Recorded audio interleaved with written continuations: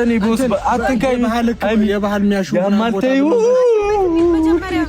ፈንክቶኝ እኮ ነው። እኔ ፈንክቶ ካስተኛኝ በኋላ ነው እንደዚህ ያደረገኝ። በኋላ ይሆናል። በቃ ልጁ ማን ነው? እኔ አሁን ነው የምገድለው። ለፖሊስ እንደውልሽ። ልጁ እንደዚህ አድርጎ ዝም አይባልም። ብሩኬ በእናትህ እኔ አትንካኝ። እየተሰተሰኝ ነው እሱ ጋር አትንካኝ። አይሚ ያመኛል። ልቀቂኝ። እንደዚህ አልችልም። አንተ በቃ ቆፍጠን በል። አንተ ደግሞ ምንድነው እኔ ቆፍጠን አመመኝ ምናምን የምትለው? እሺ ምን ላድርግ ቦስ? እኔ እኮ ሐኪም ቤት ከሄድክ እንዴት አያወጡልህም? ጥርሱ እስኪወድቅ ድረስ አንተ እንዴት ትማታለህ? እኔ ያሳሰበኝ ስራት አይኖርም። ልጇ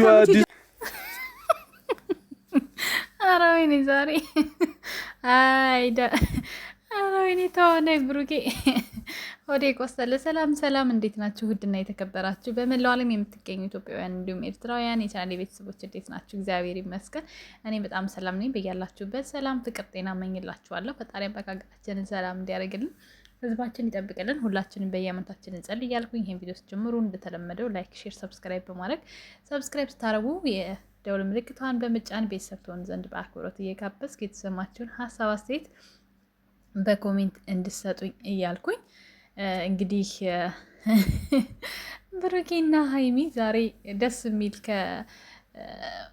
ሚፍታህ ይመስለኛል አፉ ላይ ብዙ ስሙ እያዘልኝና መጣ ከች ብለዋል ማለት ነው። አሪፍ ፕራንክ ነበረ። ሀይሚ በጣም ያው በቃ ከልቧ ደንግጣ፣ ግን ደግሞ በመካከል የሚያስቅ ነገር በቃ የሚያዝናና ነው ማለት ትችላላችሁ። አይ ሲል ማለት ነው ፊት ድምፁ ላይ የነበረው እንትን ምናምን በቃ እየሳቀ ጭምር ማለት ነው።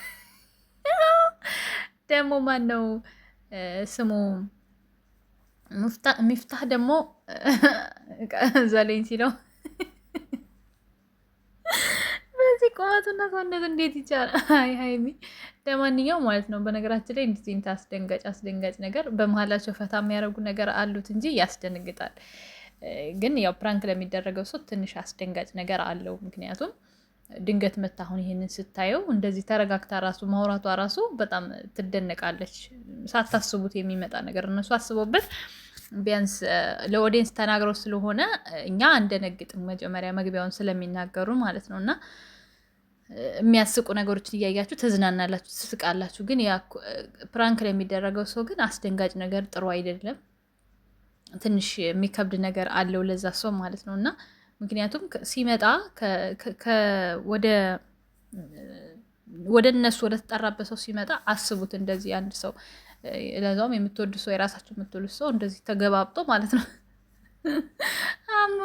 ስታየው ምን እንደሚሰማ ነው። ተረጋግታ አንዳንዶች ቢሆን አሁን የሆነ ሴት የላከው ሞት አይፈራም ይባላል እና እንደዛ አይነት ነገር ነው የእሱ አሰራር ማለት ነው። እና ምንድን ነው ለምን ትተኸው አትሄድም ወይ ብላ እንትን ስትለው ስርዓት አይኖርም ወይ ትለዋለች። እኔን ሆኖ እንዴ ስርዓት አይኖርም ወይ የምትዩ ምናምን አለና ብዙዎች አንዳንዴ ታውቃላችሁ ከሰው ሴቶች ተደባድበው ባሎቻቸው ፍቅረኞቻቸው ሲመጡ ጎሽ እሰይ የሚሉ አሉ። ገባችሁ? ይሄ ነገር የሚያስተምር ነገር አለው። ስህተት ነው።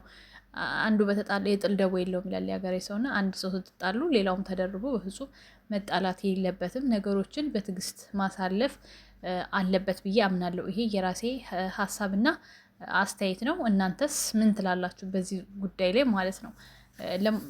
ምክንያቱም ብዙዎች በጸብን በደቦ አድርገው የሚያስቡ ስላሉ ብዬ ነው ይሄን የተናገርኩት። ለማንኛውም ፈታ ዘና እንዳላችሁበት ተስፋ አደርጋለሁ። ብዙዎችን እያየሁ ነበር ኮሜንት ሲስቁ በቃ ፍንክንክንክ ስትሉ ነበረ። ጨረቃዎች ማለት ነው። ሁሌም ሳቁ፣ ሁሌም ተደሰቱ። እንደዚህ ፈታ ፈታ የሚያደርግ ነገር ይዛችሁልን ጸብን ከእናንተ አርቁ። ጸቤ ሰይጣን ነው። ፈታ ሰና ስትሉልን ብቻ ነው እኛ የምንወደው ማለት ነው። ቤተሰቦች እንግዲህ እውነትን ሐሰትን ሐሰት ትላላችሁ ብዬ አስባለሁኝ። ከጸብ ፍቅር ይሻላል። ምክንያቱም አንዳንድ ጊዜ ጸብ ሲሆን በጣም ብዙ ሺህ ይታያል። የሚወዳቸውም የሚጠላቸውም ስለሚያዩ ነው። ገባችሁ? ብዙ ቤት ቻናል ላይ ካያችሁ ብዙ የጸብ የሚያመጡ ስለምንድን ነው? እይታው የጸብ እንጂ የፍቅር እይታ የለውም። እኛ ራሳችን ራሱ የት እንደምንገኝ እንኳን እናቆም አንዳንዴ በነገራችን ላይ ማለት ነው። እስኪ ራሳችንን እንጠይቅ። ሰላም የሆነ ቤት ነው ፍቅር የሆነ ቤት ነው ራሳችንን የምናገኘው ብለን ራሳችንን እንጠይቅ። ብዙ ስታዩት ብዙ ቪው ያለበት ትርምስ ያለበት ቤት ነው። ሰላም ነገር ቁም ነገር ሲመጣ ሁላችንም ዝራ እንልም እዛ ቤት። ገባችሁ? ስለዛ በቃ እነሱም ኦዲየንስ የሚወደውን ነገር ያመጣሉ ማለት ነው። ለማንኛውም ቤተሰቦች ቪዲዮ ላይክ፣ ሰብስክራይብ አድርጎ አዲስ ነገር ሲኖር እመልሳለሁ። ወዳችኋለሁ። መልካም ጊዜ። ቻው ቻው።